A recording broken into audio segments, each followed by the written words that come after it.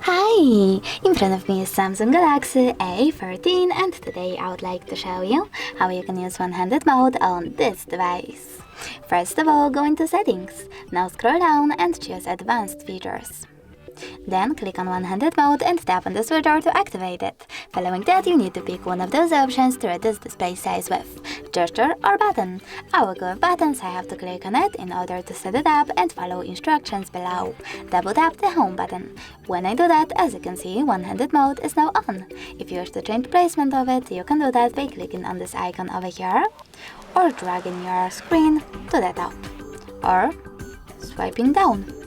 If you wish to go back, click on the blurry area, but if you wish to turn off one-handed mode completely, click on the switcher over here. Thanks so much for watching. If you enjoyed this video, leave a like, comment and subscribe. Bye!